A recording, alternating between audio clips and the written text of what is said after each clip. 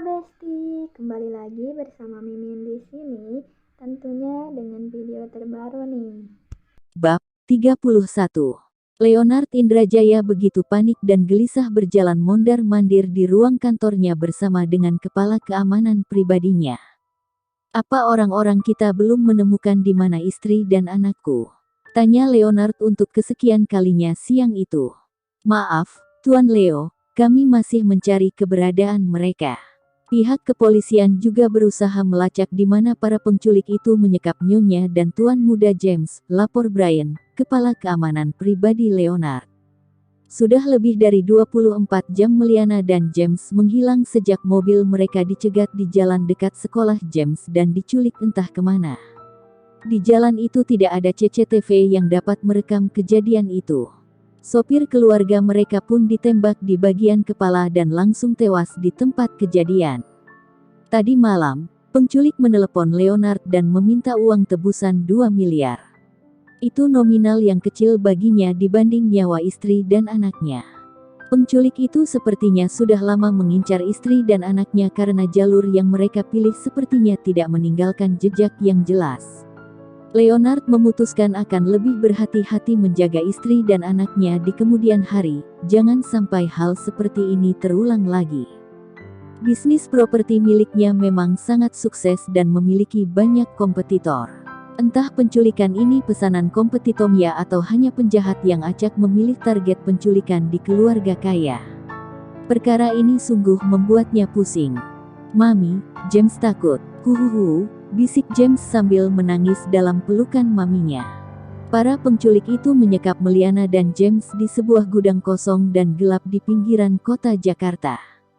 Gudang itu gelap, kotor, dan lembab dengan bau kencing tikus yang menyengat. Beberapa kali James merasa kecoa merayapi kaki dan tubuhnya, dia merasa takut dan jijik. James, anak mami sayang. Jangan takut ya, papi pasti akan menjemput kita. Ujar Meliana seraya mendekap James dan menimang-nimang tubuh James yang masih kecil. Dia masih berumur 11 tahun saat itu. Pintu gudang itu dibuka oleh salah seorang penculik. Cahaya tampak begitu menyilaukan karena ruangan dalam gudang itu gelap gulita. Penculik itu sedang berbicara dengan seseorang di ponsel dan dia berjalan ke arah Meliana dan James. Bicara tah, ini suamimu. Ujar penculik itu dengan kasar seraya menyerahkan ponsel ke Meliana. Meliana segera menerima ponsel dan berbicara dengan suaminya. Papi, tolong kami diculik. Sayang, apa kamu dan James baik-baik saja di sana? Derajat tanya Leonard cemas. Kami masih baik-baik saja papi, ujar Meliana kemudian ponsel itu direbut oleh si penculik dan menendang dada Meliana dengan keras. Meliana berteriak kesakitan saat jatuh tersungkur di lantai kotor itu dan menahan rasa sakitnya. Dia takut James akan semakin ketakutan kalau tahu bahwa maminya terluka. Penculik itu menendang maminya sampai jatuh tersungkur di lantai.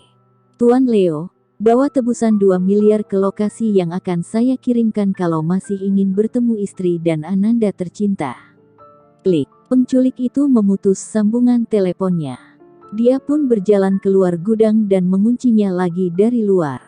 Leonard merasa begitu marah sekaligus khawatir saat mendengar teriakan Meliana yang sepertinya disakiti oleh penculik itu dan juga teriakan panik James tadi. Akhirnya, lokasi tempat penyerahan uang tebusan dikirimkan oleh penculik itu. Leonard segera mengajak para pengawalnya meluncur ke tempat itu. Dia telah menyiapkan uang 2 miliar tunai seperti yang diminta oleh penculik itu. Dia sendiri yang membawa koper berisi uang tersebut. Perjalanan itu memakan waktu hampir 2 jam. Leonard begitu khawatir selama menunggu kendaraannya sampai ke lokasi penculik itu. Keringat dingin mengucur dari wajah dan tubuhnya padahal AC mobil menyala dengan kencang. Liray dan Michael, 2 kakak laki-laki James aman berada di rumah dijaga ketat oleh bodyguard.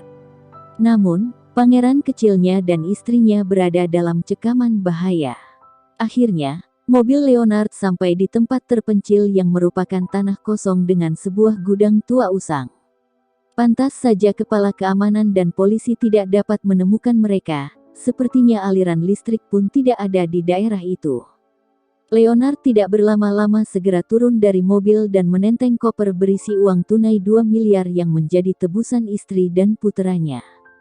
Para penculik membawa senjata api, senapan laras panjang dan pistol Glock 17. Penculik itu berjumlah 4 orang. Sedangkan pengawal Leonard 12 orang bersenjata api juga. Dia tidak main-main karena ini menyangkut nyawa istri dan puteranya. "Bos, sial kita kalah jumlah," bisik salah seorang penculik itu pada pria yang bertubuh paling besar dan berambut gondrong dengan wajah bercodet yang seperti lama tidak bercukur. Penculik itu pun merasa agak panik. Tapi dia masih bertekad mendapatkan uang tebusannya. Dia pun berpura-pura tenang dan berbicara pada Leonard. "Tuan Leo, selamat datang. Langsung saja serahkan uang tebusannya dan Anda bisa membawa pulang istri dan anak Anda." "Baik, ambil uang ini. Lepaskan istri dan puteraku," ujar Leonard dengan tegas. Dia menyerahkan koper berisi uang itu pada salah seorang pengawalnya. Meliana dan James berjalan ke arah Leonard sementara salah seorang penculik menerima koper uang dari seorang pengawal Leonard. James berlari menghambur ke arah papinya ketika salah satu penculik menembakkan pistol ke arah James. Meliana segera menjadikan tubuhnya sebagai perisai tubuh James. "Doorrrr." Suara peluru itu menembus tepat ke jantung Meliana yang roboh seketika. Baku tembak pun tak dapat dihindari. Beberapa pengawal Leonard terluka ringan karena mereka profesional sedangkan para penculik itu tewas semua dibombardir peluru. Leonard dan James menangis meraung-raung melihat Meliana bersimbah darah.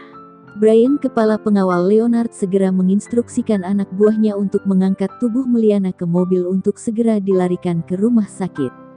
Sepanjang perjalanan ke rumah sakit, Leonard dan James menangis tak henti memanggil-manggil Meliana yang tak sadarkan diri dan tubuhnya mulai dingin. Sesampainya di rumah sakit, para medis dan dokter segera membawa Meliana ke ruang CU lalu meminta tanda tangan persetujuan operasi pada Leonard. Operasi berjalan hampir 1 jam. Leonard dan James menunggu di depan ruang operasi dengan cemas. Mereka berdoa dalam hati agar Meliana dapat tertolong. Lampu ruang operasi akhirnya padam dan dokter bedah muncul dari balik pintu.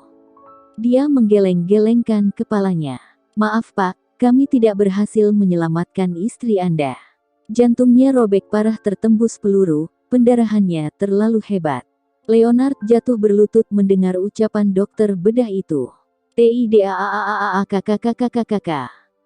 Raungnya dengan begitu pedih. James mendengar kata-kata dokter bedah itu dan melihat papinya meraung seperti kehilangan akal, tatapannya mendadak gelap. Dia jatuh pingsan ke lantai rumah sakit. Para medis dan dokter segera membawa James dengan berangkar ke ruang ICU untuk segera mendapat pertolongan. 2 hari kemudian James baru sadarkan diri di ranjang rumah sakit. Kata dokter dia mengalami shock secara mental dan dehidrasi serta penurunan kadar gula darah akibat puasa panjang ketika mengalami penculikan. Leonard menemani James siang dan malam saat James tak sadarkan diri. Dia hanya meninggalkan James sebentar saat acara pemakaman istri tercintanya. "Papi, apa benar Mami telah pergi?" tanya James yang masih lemah. Leonard tak sanggup menahan air matanya. "Lia, San. Mami sudah pulang ke surga." James berteriak begitu sedih. "Hahaha." Dia menangis terseduh sedan dan pingsan lagi. Leonard panik dan segera memanggil dokter. James menghabiskan waktu sebulan di rumah sakit hingga akhirnya sanggup menerima kepergian Mami yang sangat dia cintai. James adalah anak bungsu yang lahir di saat usia Meliana tidak muda lagi. Dia berjuang melahirkan James kala itu hingga sempat mengalami komplikasi kelahiran. Meliana begitu menyayangi James melebihi nyawanya sendiri. 2 kali dia bertaruh nyawa untuk puteranya itu. Sulit bagi James menerima kepergian maminya yang begitu cepat. Maminya adalah cinta terbesar dalam hidupnya. Kehilangan maminya di usia belia membuat James menjadi pribadi yang introvert. Dia menjalani kehidupan dengan kenangan pahit. Bahkan ketika James tumbuh menjadi remaja kemudian menjadi pria dewasa, tak ada satupun cinta seorang wanita yang mampu mengetuk pintu hatinya yang tertutup rapat. hingga gadis itu datang menabraknya dengan tak sengaja di kampus. Pintu hatinya yang tertutup rapat itu pun terbuka. Gadis bermata biru indah itu, Gwendolyn Laura Carson,